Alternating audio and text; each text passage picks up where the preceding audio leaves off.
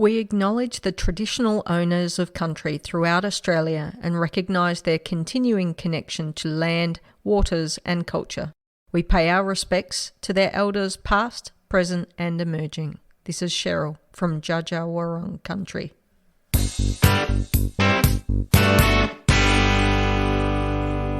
Welcome to episode 86 of the Beyond 90 pod. Thank you so much for tuning in, whether you're listening on the various podcast platforms or Joy Radio or our friends at Clutch Radio. Thank you so much. So as is the custom started by Cheryl Downs, our editor-in-chief, we're going to highlight the Matilda whose cap number matches the episode number. We're up to 86. So cap number 86 for the Matildas is Justine Fisher. Okay, before I do that, I should probably introduce myself, That'd be a great idea, and the rest of you. I'm sorry about that.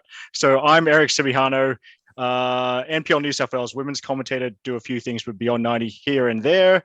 I also have with us the Magella Card from the Raw Corps. She has just rushed back from wherever Frank Drysdale Reserve is. It appears to be somewhere in Queensland, but that's about outside as far forever, as I know. north side never. Yes. And I mean, it means something to Brisbane people. Yes. And I looked at it on Google Maps, I feel your pain, even though I have no idea where anything is, but at least you're back and you're back after a win. And we also have the Canberra duo of Dale Roots. Thanks so much for joining us. Thank you. Great to be here. And also Capital Football, Canberra United and Nordic football expert, Stefan Meebus. Evening, everyone. Okay. Now I'll do Matilda's cap number 86, Justine Fisher. She made her debut in 1995. Her grassroots club was Cronulla RSL, Sutherland Shire in the southern suburbs of Sydney. She made 3 appearances for the Matildas, 2 A internationals. Now, this description that was lovingly left for me by Cheryl, it looks like Groob's words, so we'll attribute that to Sarah Groob, former Matildas team manager, and apologies if this was someone else, but Justine Fisher, an incredible down-to-earth person who was really creative and strong on the ball, really strong on both feet, which was fairly rare back then other than in the best players, and very strong in the air, very strong physically. Now, as is the Sutherland way, she used to surf all the time, then go out for a kick, usually played out wide. Nice kid. So wherever you are, Justine, I hope you're doing well. So we'll crack on with the news. There was huge news today, time to mark 500 days till the start of next year's Women's World Cup. The announcement of the ParaMatildas, and if you're unaware of what a para football team is, this will be Australia's national team for women who have cerebral palsy, acquired brain injury, or symptoms of a stroke. So firstly, everyone, how good? Yeah, amazing. It's great to see the pathways just get grown across all teams in the Football Australia family. So it's absolutely fantastic, and I guess there's a bit of an impetus there with the first Women's World Cup in Spain that they're preparing for. So fantastic to see. Love it. Yes, I was lucky enough to sit in with an interview a friend of Beyond 90, Samantha Lewis, did with a couple of New South Wales para football women players about 2.5 years ago. And just, the theme really is that representation matters. Just the joy they had at the ability to compete in sport for them and represent their states. And now, of course, that's going to be magnified now that there are women, in every state that have the chance to represent their country. So that's something I think we can all get behind, the new ParaMatildas. Although, Dale, you were saying in our group chat, should have just been Paratildas, right? Paratildas was right there. Yep. I wonder if it's got something to do with. The IP, but look. Actually. That's probably a good shout, I reckon. So, there's more good news. Australian football uniting in support of the LGBTQI plus community. So we did see Football Australia people and some people very near and dear to our hearts, like Anne Odong, Australian women's football legend, and Liana Baratti, who used to write for Beyond 90, now does a great job with the Matildas social admin for Football Australia. We saw them, was it on ABC? Yeah, ABC. Yep. Saturday night was fantastic to see them all out there. Yep. So that was wonderful. I think there's a couple of things worth looking at. Chloe Lagazo spoke very well about just how important this is. Fortunately, I couldn't tune in. I did wear my Adelaide Matilda McNamara Pride jersey at the commentary gig I was doing. So that was the.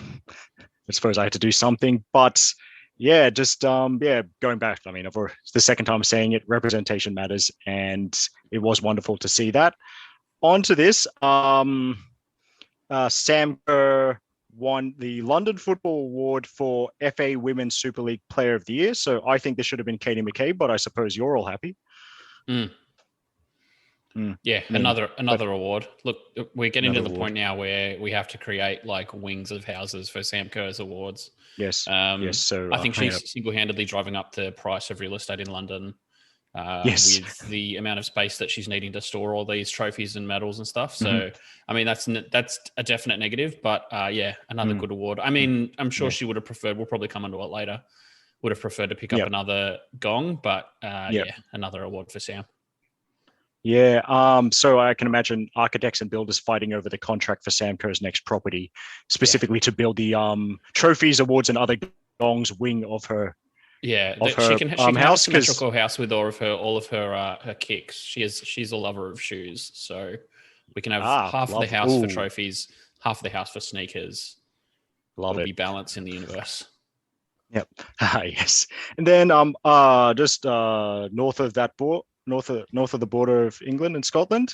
So more good news. Well, at least we hope so. The Scottish Women's Premier League clubs to form a new league and cup competition within SPFL. Don't know much about the Scottish scene, but I believe the league was being run by Scottish Women's Football and coming under the purview of the SPFL. So, the same organization that runs the men's Scottish Premier League up there. I mean, as long as they do it properly, it can only be a good thing, right? Yeah. I mean, the competition that they have at the moment, I think that is similar to the way that women's football used to be run in a lot of countries. Australia and England are two that come to mind, in that they were run by separate women's associations. They do have a Scottish Football Association Cup, the Scottish Cup. Which is obviously run by the FA, but I think this will be, more integration or more professionalization that's available.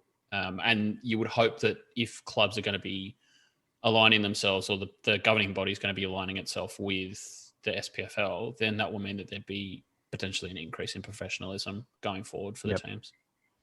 And then you'd hope that helps things like the broadcasting arrangements, and then the opportunities for TV revenue, because the Scottish Premier League is pretty visible, especially here now that our very own Ange Postecoglou is coaching the Celtic men's team. So you'd hope that more visibility for these women can only be a good thing. Yeah, and it would, as you say, it would mean that potentially that you'd have a non-BBC broadcast agreement, because it's broadcast on BBC Alba at the moment. But there would be potentially something similar to here, where you've got like Paramount, who do the broadcast for both the men and women, or say BT Sport in England, who do broadcast for both men and women in terms of the Premier League, non-league, and then also women. So hopefully we could see something, a little bit more visibility in the media. Yes. And the last news item, I'm glad this is happening while Cheryl's not here. Apparently VAR set for the A-League women's next season to bring it in line with the A-League men's. Is there anyone that wants to stop me from ranting right now? Or no? I'm actually going to side with Cheryl on this. Yep. I'm in the Cheryl camp with this. Why? I like the fact that the what's happening in both competitions with the men's and women's is going to be the same. I think that's has to be the case. I like seeing the right result. I don't like seeing the interruptions to the games. Well, I've got some bad news for you, Stefan. So we're still not going to get the right result. No, I know, but when it happens, it's good, right? I wonder whether this has anything to do with the fact that VAR is going to be at the World Cup, and that there may need to be increased women VAR referees. So I think, if I remember correctly, at the last World Cup, because Kate It was Jakovitz pretty was shocking at VAR the last World Cup. Yeah, even at the Asian Cup, Kate Jakovitz and someone else was the VAR referee for the final. So yes, Maybe there's a requirement there that each country or each confederation has to provide someone. Well, let's see. The thing is, as the Asian Cup has shown, VAR's not going to stop people arguing about decisions, so you can rule that one out. Also, my main bugbear with VAR in a semi-professional competition, if you've got the money for this, why aren't you investing it in the players or the coaches or the referees or all three? This is, like the equality. I like the equality angle, but perhaps we shouldn't start with the angle that all the A-League, the bit that all the A-League men's fans hate.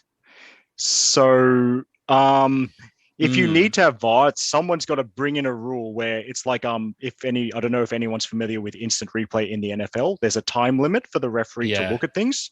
So not like 6 minutes for that thing that ended up being a Caitlin Ford conceded penalty for Matildas against South Korea. Put a time limit. You're only allowed to watch stuff at full speed. Should be another rule. But yeah. Now, the thing I like is, I don't know if someone, if they could do it like, I heard they were going to bring in VAR Lite for the English Women's Super League. Apparently it can be set up in 45 minutes. It's 4 cameras and can be run on an iPad. The VAR situation with it, when I was at Fox, the VAR situation was that you could only have that. The fact that they had VAR meant they had to bring in cameras 10 and 11, which are the ones that cover both goals, or like dead along the goal line. But it's funny because if you do that, you're also not investing in things like goal line technology. So goal line technology in the A-League men's competition at the moment is not actually run like it is in, say, the Premier League or the Champions League, where it's undeniable in the English Premier League. Yeah, so like with the men's, for people who don't know, in the men's leagues, in a lot of men's leagues around the world, the referee will have a watch that buzzes when the ball crosses the goal line. The whole ball has to cross the whole line is the law. But in the A-League men's competition at the moment, it's actually there's a slight parallax error because the goal's in line with the 18-yard box and not in line with the goal line. So if you were going to do something like that, it means that you're going to have more broadcast capability in terms of more angles. But as you say, it means that there's going to be more money spent on the broadcast, increasing the professionalism of the broadcast instead of increasing the professionalism of the product on the field, which I think is a bit of a catch-22 because you're kind of like, it's not an improvement that people want. And also it's detrimental to the players in the fact that, they're not being compensated adequately, et cetera, as you said. Yep. And I think someone that Stefan knows well, Sarah West, who is Canberra United assistant coach, has been very vocal on Twitter about it's tough being a coach. A couple of mates and I have this joke, are you even a football coach in Australia if you don't have 17 jobs? But where that comes from is basically that's what needs to happen for so-called an elite level coach in this country to get by, which is quite sad. So you have like Urich, Sydney FC, A-League women's coach, also being the Sydney Olympic, NPL New South Wales men's coach, and the technical director. And I think he's a school teacher as well. So that's just one example. But moving on before I derail it by talking about NPL men's, on to the week that was in the dub, another packed week because of postponed fixtures and whatnot. I think we'll change it from what we usually do, which would be to do it in chronological order, because Madge has just come back from a game, and I'd love to know your thoughts about this whole game day experience. Well, I can tell you that crowds have a Pavlovian response to any hooter. I noticed that as well.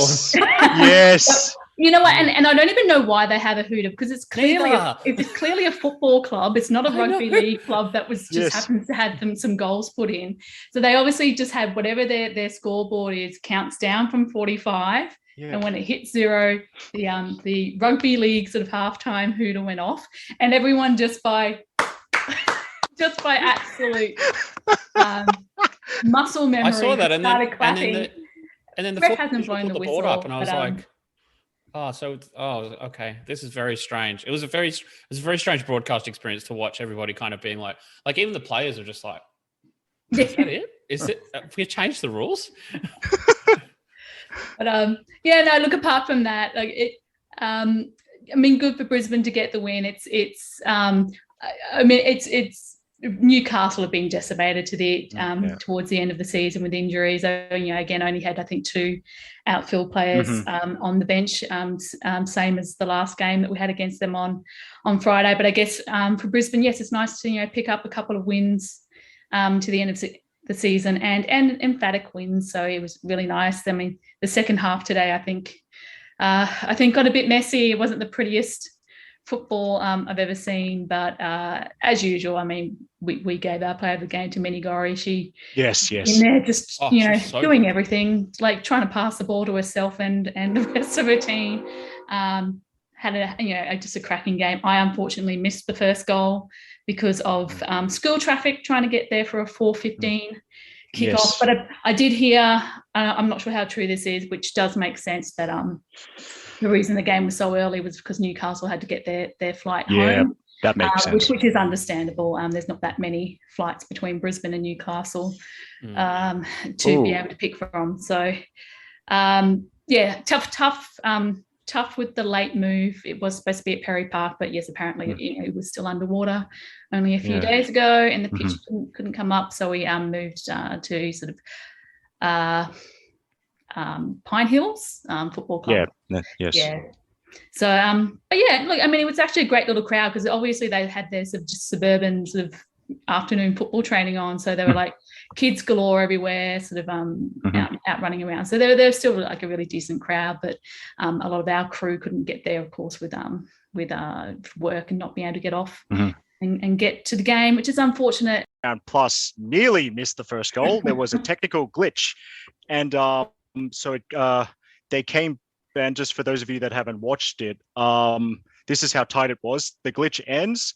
The commentator is apologizing for the glitch, and then Katrina Gorry smashes the ball into the net from 25 yards. That tight. So at least it wasn't like some of the stuff from last year. Well, I'm glad I'm going to be able to see it on replay at least. So yeah, of course. Yeah, and the footage will be there, so that's a positive. No, at least like the truck probably was having issues, but at least the footage will be there. Well, that's it's like the Wanderers game the other week where I was like, oh, there's not going to be a broadcast, but I'm sure there'll be a camera. Yep. Okay, so everything. That was great. What else was I going to say? Oh yes, of course, my own personal agendas. It was lovely to see my Filipino brother Robbie Feldman on the call with Georgia Yormandale. Love hearing his voice. I've called with him in the past. He's a great bloke, and yeah, that's my take from Raw Jets that happened today as we record it. Yeah, it was a good match. I mean, I feel like Newcastle incredibly. Newcastle actually had, well, according to the Google machine, Newcastle had more of the ball than Brisbane, which seems completely ridiculous because like Brisbane were literally walking around with the ball at some stages. But yeah, Gorry, like this was pretty close to a 9 out of 10 performance from Gorry. 10 is, I don't think there have been many 10s in the dub, but like this, she was just like, you got to be asking questions if you're Tony Gustafsson and she's not getting picked in the team for the New Zealand friendlies. I mean, there's got to be questions asked because she's the kind of player that we really need. Yes. But yeah, really good. Yep. So on to a game with a minor broadcast glitch to a game that wasn't broadcast at all. That feels like so long ago, but on Tuesday at Wanderers Centre of Football, Western Sydney Wanderers 2, Wellington 3. It was good that the little corner of yellow, a Wellington fan group, got a decent number of fans to the ground on very short notice because it was moved very late on and they made a lot of noise. Kudos to all of them. They did post a lot of clips from the game on Twitter. Just be careful there. Make sure you don't get a stern direct message from APL. I felt like they were pushing it a bit with the number of clips they were posting. But as for the game, Ashley Crofts, the Queen of Blacktown, scored again in the second minute. Then it went downhill. Former Wanderer Izzy Gomez set up Wellington's equaliser for Kay Taylor, her first dub goal. Well taken. I had to read between the lines of tweets from the Wanderers and Wellington official accounts to see what was going on. Seemed like a pretty evenly matched game. So Wellington went ahead with Chloe Knott's wonderful pass for Ava Pritchard to score. And then Grace Jale made it 3-1 in stoppage time after pouncing on an underhit back pass. And then even deeper into second half stoppage time, Wanderers grabbed a consolation goal. Haters will say it was an own goal. I'm giving it to Libby Copus-Brown. But yeah, so Wellington defeating the Wanderers for their second win of the season. Also on Tuesday, Melbourne City 2, Newcastle Jets 0. I think summed up pretty easily. early chance for the Jets, then City dominated. There was another Caitlin torpedo to open the scoring.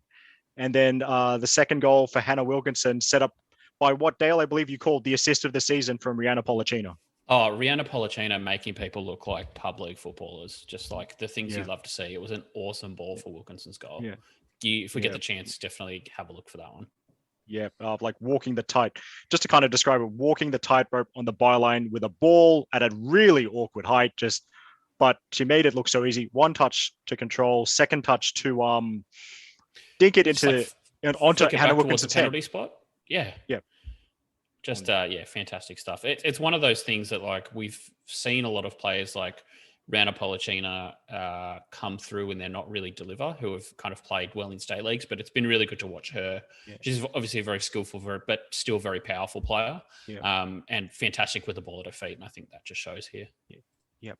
Okay, so further, Stefan, for the first of 3 Friday games, Melbourne victory 0, Canberra United 0, but not for want of trying from the girls in green.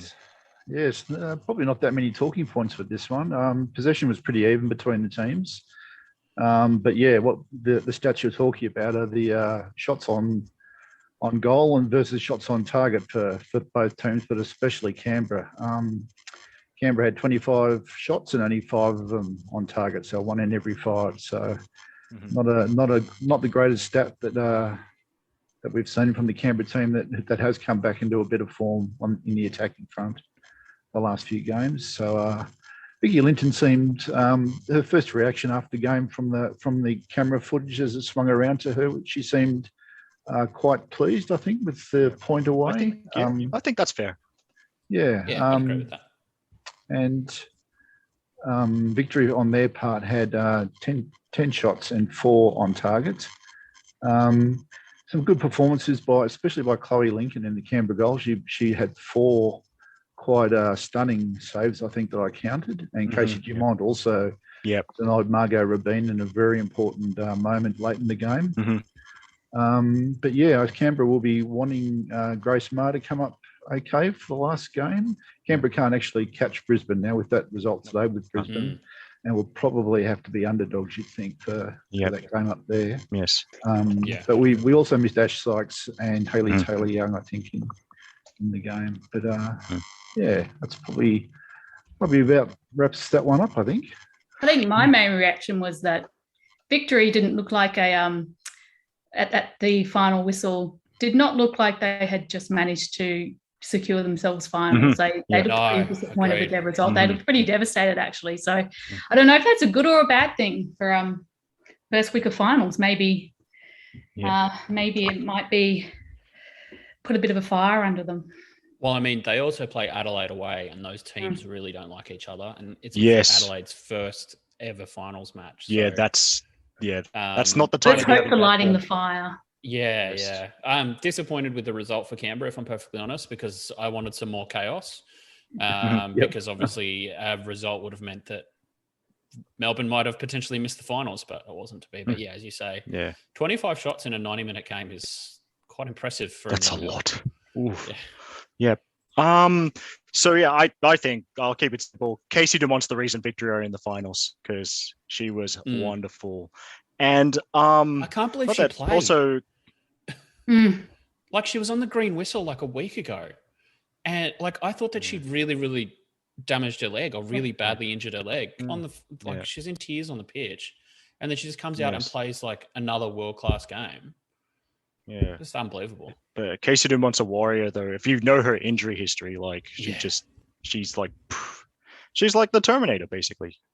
Just can't be destroyed. One thing I should say, sorry, Eric, is Canberra must be very pleased with the progress of their 4 youngsters in the team this season. So they're really good positives for next season. So Emma Ilioski, Chloe Lincoln, Sasha Groves really found their feet in the league this season.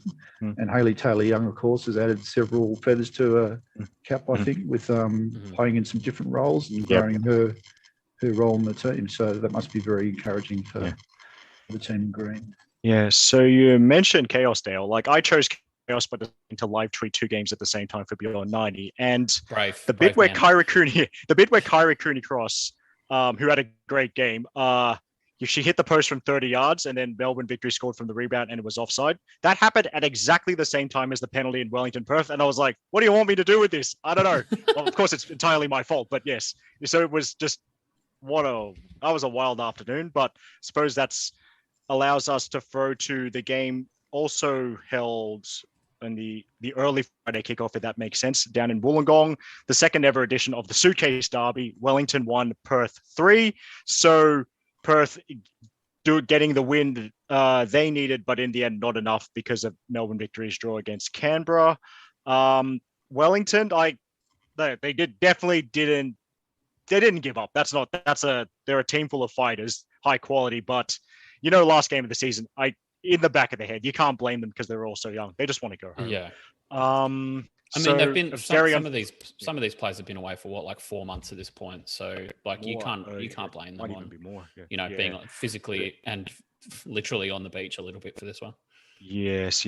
So unfortunate Izzy Gomez own goal to open for Perth. Then a lovely volley from Sierra Hinson, and then one of our favorite players, Aideen Keane, scoring as well for Perth, and a late penalty from Grace Jale, who has ended the campaign with 6 goals, which is brilliant for not even a centre forward, wide player or an attacking midfielder, if that makes sense. Oh, by the way, Sierra Hinson has 5 goals, also good effort. And of course, teams wearing away jerseys. Won't have it. Yes, why? Not pleased. Yeah, disgusting. That's just unacceptable. I wanted to see purple and white versus yellow and black, and I got dark blue versus whatever Perth's away kit is, and not having it. But yeah, so everyone gets to go home, except of course for the Glory players from Sydney and the Aussie Phoenix players who are already at home. So even better for them, I suppose. And the Perth players can go home now, which is great. Yeah, that's good. They won't be treated like pariahs just for having the audacity to be on the eastern seaboard. So thank you so much, Mark McGowan.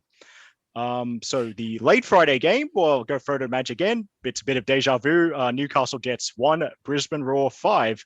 Up at the ground that is normally named number 2 Sports Ground, but was renamed number 6 Sports Ground in honor of Cass Davis's shirt number, because she set a new record for consecutive games in an Australian National League, or in the A-League era at least. Yeah. Fantastic achievement by Cass. So, and it looks like they put on a really good show. I think they had a beer for her as well there at the ground. So I think it's great when clubs can sort of get around and do fun things like that for the fans. So, and it definitely looks like they had a good time, and we had a good time because we won 5-1. So everyone wins. Everybody goes home happy. Yeah. I guess what I really liked a lot about this game was Anna Margraf with the first goal. Off a brilliant Katrina Gorry assist through, but then at McGrath sort of composed, took the ball around the keeper, and gave herself probably a more difficult shot than maybe she would have liked, but on a great angle, slotting it through. So really, really great to see Anna McGrath getting on the score sheet again. She's one of those players that I think she's really flexible. She can play forward, she can play back. A really handy player, and it's been great to see her get some more extended game time this season. So looking for good things for her into the future. And of course, Larissa Crummer grabbing the hat trick, which is always great to see. And then a banging goal from Holly Palmer. So oh wow, what a goal! Her 3rd goal ever, and absolutely the best one she's had. So great times. Yep. On that Anna McGrath chance, she was facing the corner flag. I thought she was going to put it anywhere but the goal, like the hill behind the goal or something, but that was wonderful.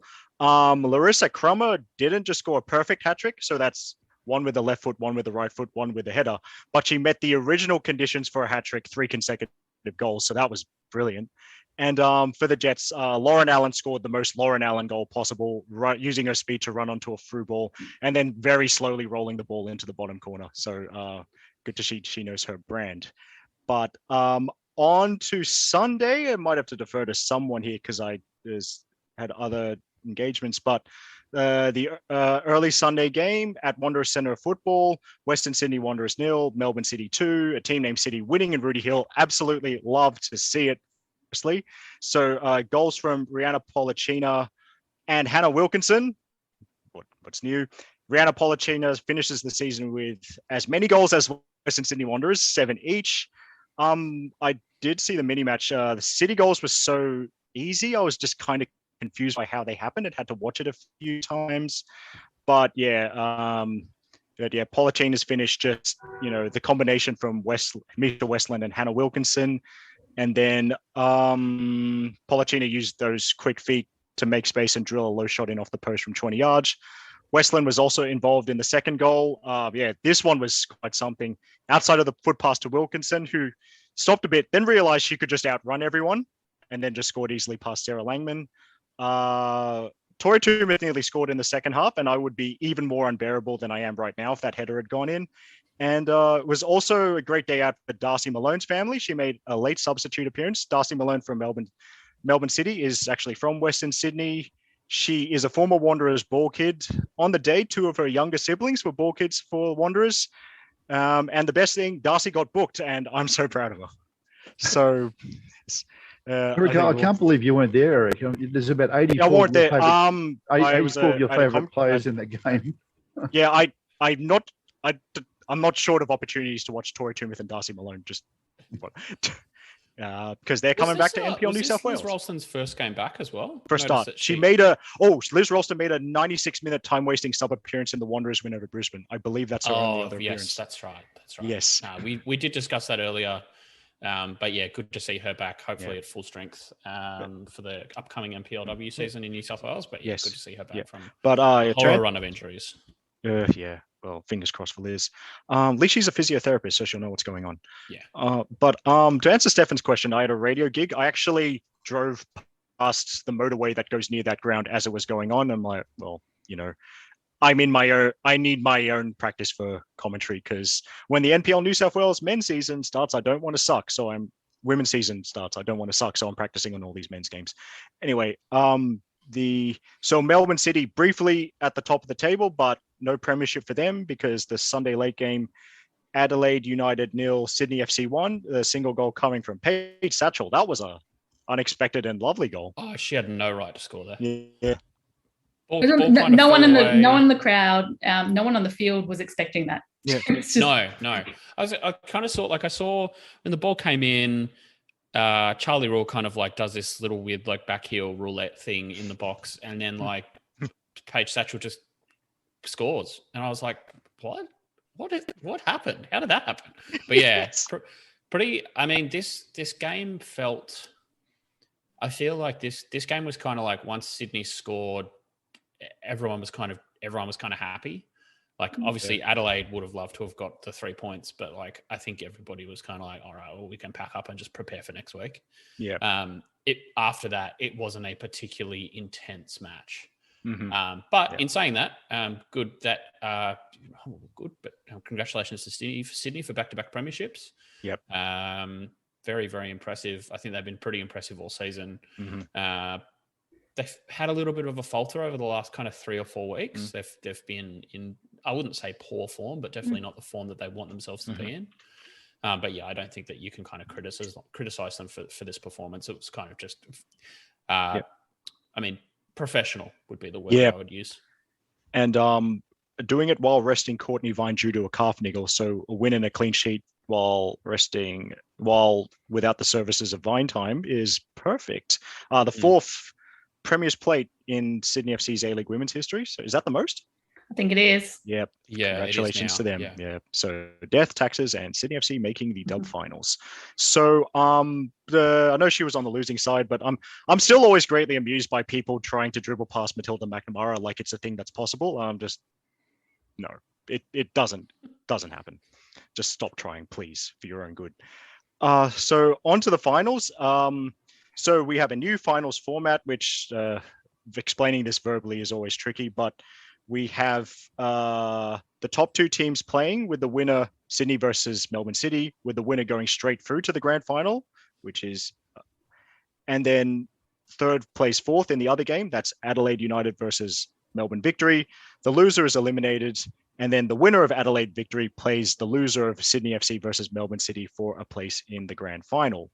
Now, we do also have, to finish the season on Thursday, Brisbane Roar versus Canberra United. I think we've already touched on that. So, I mean, we love Thursday night football, so that'll be good as well. And I must say, I'm really looking forward to that as a final home game. Yeah. Brisbane, it's always fun playing Canberra. Yes. And it's two of the old it's kind crew. of like, it feels like a bit of like an all-star game. Like no one cares. The result doesn't matter. Yes.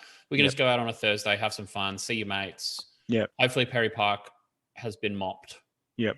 And is still there. Yes. Might want to like bring some Vicks and stuff just to yeah. that smell that's going around Brisbane at the moment as well. Yeah. Yep. Yes. Just look out for the cranes that are floating by on the Brisbane River. Yeah, and I do like it. I mean, depending on the kits, but orange versus green's very like evocative for me. And of course, two of the great teams, the most successful teams in the history of the Dubs. So that's wonderful. Now Stefan does have to leave soonish. So we'll throw to you because believe it or not, the winter season has begun, at least in your neck of the woods, Stefan. Yeah, the first event anyway. There's a pre-season event called the Charity Shield in Canberra. So it's this one's run about 3 and a bit weeks before the start of the season though, which is kind of interesting. The Capital Football season was put back about 11 days recently. I'm not entirely sure why, but it was really good to be out there. It was highly enjoyable. It was out at Gungahlin Enclosed Oval with the Bunnings behind it, as we saw on some of the photos. Yes. There was some dark storm clouds gathering over the day, but they held off until half time of the first game, which was the women's game. Had a really strong crowd out there. So the best crowd I've ever seen at the ground, I think. So that was really encouraging for the season. So obviously a lot of people are excited about what's going to happen this year. And the two opponents were Canberra Croatia as the Federation Cup winners, and they normally play against champions. And because of the shortening of the season, Canberra Croatia were leading the league at that stage. So they put them up against West Canberra Wanderers, who were the opponents in the Federation Cup last season. So it turned out to be a 6-0 win to Canberra Croatia. It's always exciting seeing new squads, which old faces are still there, which new ones have come in. Canberra Croatia have a new coach, and they were missing a couple of their very well-credentialed players in Grace Gill, who I think is undecided about her participation this season. Chantel Jones, as I understand it, will not be playing this season for Canberra Croatia. Brittany Palombi was used as a sub. She's the golden boot for the last few years. She came on the last 10 minutes and immediately had an impact, scoring the second last goal, I think, and setting up one of the others in the last 3 minutes. There were 3 goals in the last 3 minutes. But they scored the first 2 goals in the first 10 minutes. So they also were trying a bit of a new setup up front with a player, Sienna Burney, coming from Tuggeranong under-18 boys out wide. Looked very promising. And Bella Barrack, who used to play with Canberra United Academy, pulling the strings at number 10, where you normally see Grace Gill. So, and she's a very clever player, so she'll do well there. And for their part, the West Canberra Wanderers, a little outclassed in midfield, perhaps. Canberra Croatia probably controlled the game, you'd have to say, but they have 3 very speedy forwards up front. Daisy Canavan, who used to be with the academy, looked very good out in the right wing, but also had a couple of other speedsters up front. So I think other teams will be looking at that game and thinking if they can get some service to their forwards, they're going to be a bit of a handful for other teams too this year. So yeah, it was just awesome to be out there at a winter game, and wasn't that cold for once in Canberra, even though it was there was some rain coming down. But a lovely event, and the proceeds go to Fortum, which assists the families of first responders. It's the second year in a row that the Charity Shield proceeds have gone to them. So yeah. So the Wanderers lose heavily in your league as well. That's good to know. So they even wear red and black. So sorry everyone. But so we're looking forward. For those of you kind of less familiar with Beyond 90 platforms, Stefan does a wonderful job covering the NPL Capital Football Women's Competition. He's done that since 2019. He's really an expert, and I'm looking forward to reading your match reviews when they come in from April onwards. Now on to Aussies abroad section. Dale alluded to this earlier. We had the Continental Cup final in England, so it's kind of like England's secondary cup competition, with the FA Cup being the more prestigious knockout comp. But it was plenty of Aussies involved.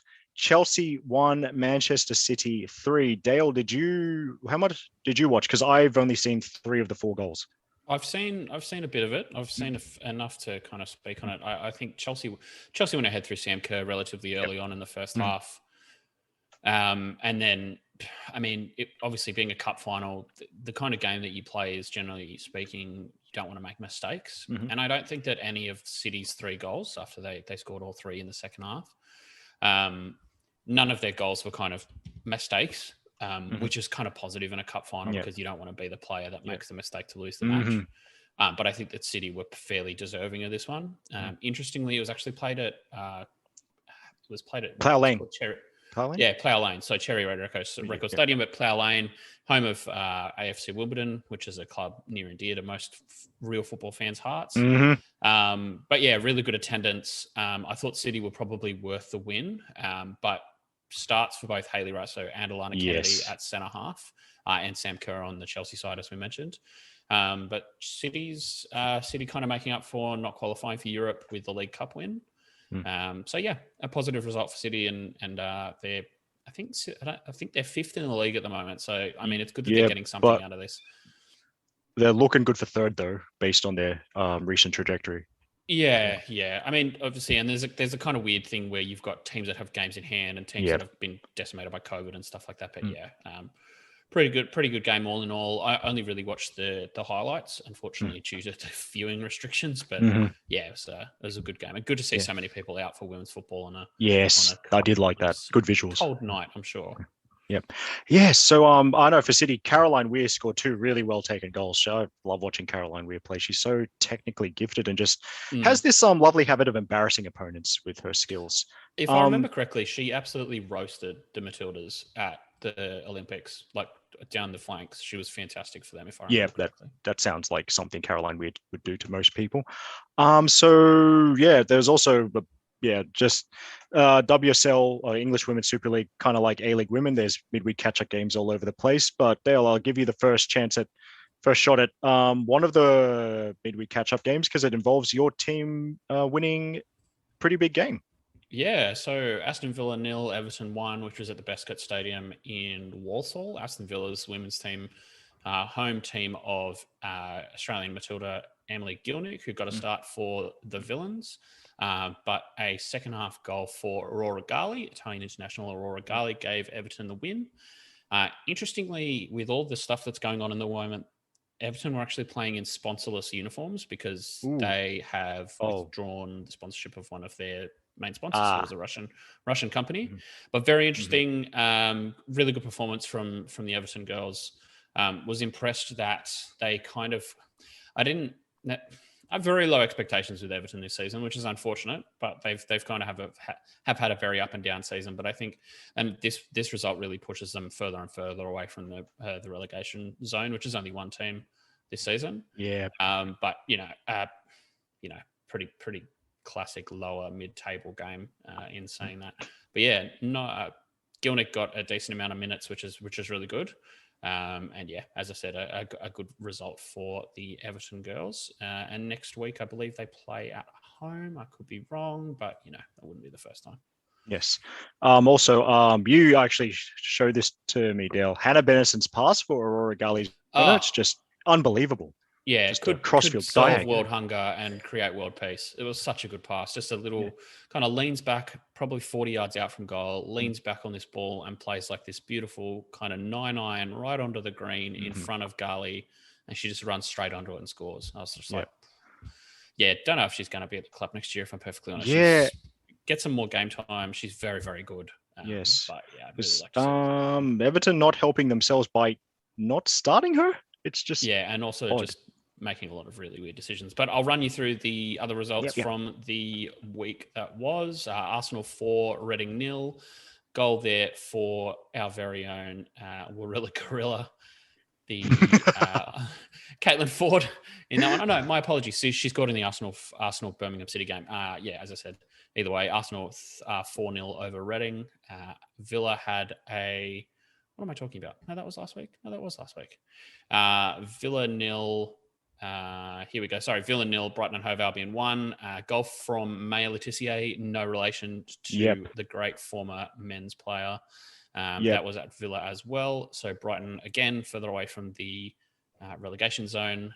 Man United 4, Leicester City 0, a goal that featured not one, but 2 goals direct from corner kicks, thanks to Katie Zellum, who I'm sure we'll be hearing more about further on in the podcast.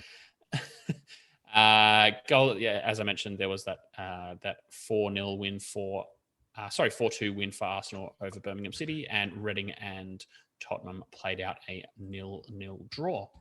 In the Scottish Premier League, let me just grab those. My apologies. Sorry, I just had that up a moment ago. I think they had a cup weekend this weekend, if I remember correctly. So I don't have. They had a midweek game. Okay, I'll do it if you haven't got it. Yeah, so you grab it. Scottish Women's Premier League. So Glasgow. I want to highlight this unusual result, despite the fact that this is the player Cheryl and I argue about. Australian-born Irish international Aoife Colville.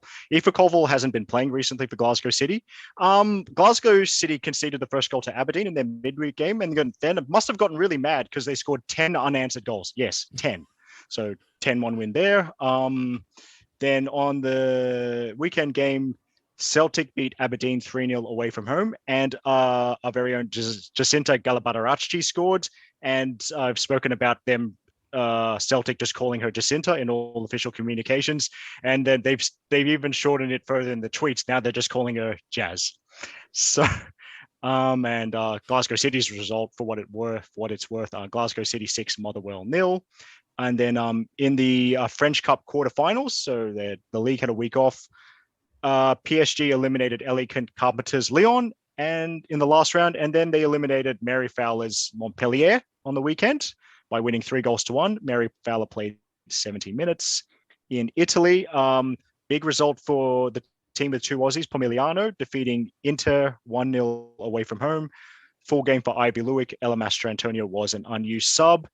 And then in the Netherlands, there was not a game in the midweek, but not a game on the weekend, but a midweek catch-up game before that. Amy Harrison's PSV lost 2-1 at home to Ajax. Amy was an unused sub. It's the end of the league season, but PSV have an upcoming cup quarterfinal against Feyenoord. So Amy Harrison, it's a bit difficult for her not getting much game time at the moment, and thus leads to my usual player advice. Amy Harrison should come back to NPL New South Wales, maybe to play for Macarthur Rams. Why not? So we're just about done here, which is good because Stefan does have to go. So I'll let Stefan have the first honors with our Queen/Kings/non-binary legends of the week. Quite excited about this one. My Queen of the week is a Canberran, Kelly Sturton. Kelly's been with Capital Football for a few years and was instrumental in setting up the All Abilities Academy here, and also the Canberra Power Chair Football League.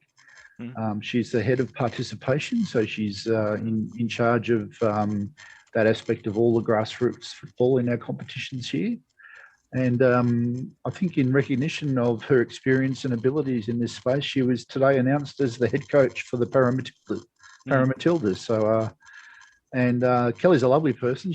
I probably haven't mentioned this before, but I fractured and dislocated my elbow on the Hawker synthetic pitch last year, and Kelly looked after me as the ambulance arrived. So, I've known Kelly for quite a while, and it's richly deserved this accolade for her. So she's just been tremendous, and is a figurehead of our game in Canberra. So well done, Kelly. Okay, yes, that's a good one. For sure. I'll speak on behalf of Cheryl, who has nominated friend of Beyond 90, Radha Gupta of She Talks Ball. Radha is from India and very generously provided Beyond 90 with coverage of the Matildas at the Asian Cup. She's also the recipient of a Title IX Content Creator Grant.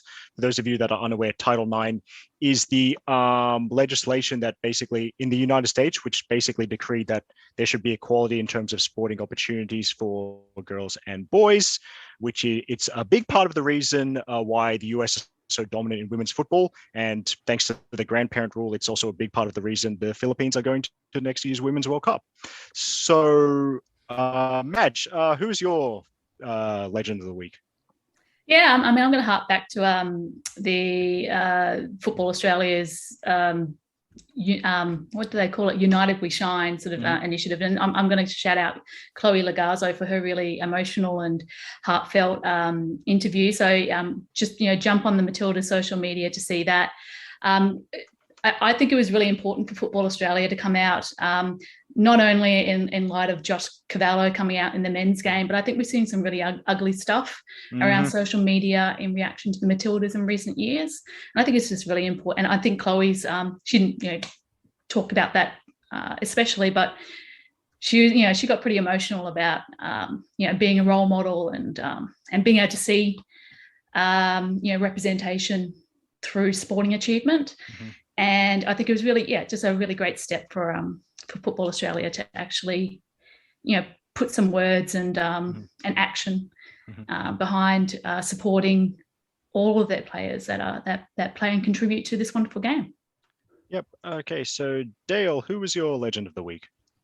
My legend of the week, I have two, one gent and one lady. First, obviously, as I mentioned, Hannah Bennison, assist of the year. Could feed me for months. That ball was just so delicious. If you get a chance, try and find that one. And my king of the week goes to Sasha Kleshtin and Chris Hairgart from LA Galaxy and Charlotte Football Club in the US. Sasha Kleshtin, I think 12 years ago, met Chris as a cancer patient at one of the hospitals in LA when he was there. And 12 years later, they played against each other in Charlotte FC's first home game as a Major League Soccer club. Got to swap jerseys afterwards. So good to see, first of all, obviously, that Chris is back and healthy, sporting a fairly gnarly scar across his abdomen. But really, really lovely scenes. Obviously, they would have been keeping in touch, and really just good to see that someone's living out their dream and kind of following in their hero's footsteps. Yeah. Okay. That's fantastic. I'm going to have to look that story up. Also, my queen of the week is, as Dale alluded to earlier, Manchester United's Katie Zelem for scoring 2 Olympicos, so a goal scored direct from a corner kick. 2 of those in Manchester United's 4-0 win over Leicester City on the weekend in the English Women's Super League. It's absolutely incredible. Definitely chase up the footage if you can. This happened a week after she scored another Olympico at the same end of Leigh Sports Village in their FA Cup tie against Manchester City. So for some people, a corner is a crossing opportunity, and for Katie Zelem, a corner is shooting range. So I think that's it, really. So thanks so much for tuning in once again, whether you've done that on the various podcast platforms, Spotify, Google Podcasts, iTunes, whatever. Also, thank you so much to our lovely audience on Joy Radio and Clutch Radio. We've enjoyed covering the world of women's football for you. And on behalf of my Madge, Stefan, Dale, thanks so much. Take care. Stay dry if you're in one of those areas that's been affected by the recent rains. Our thoughts are with you, and we will see you next time.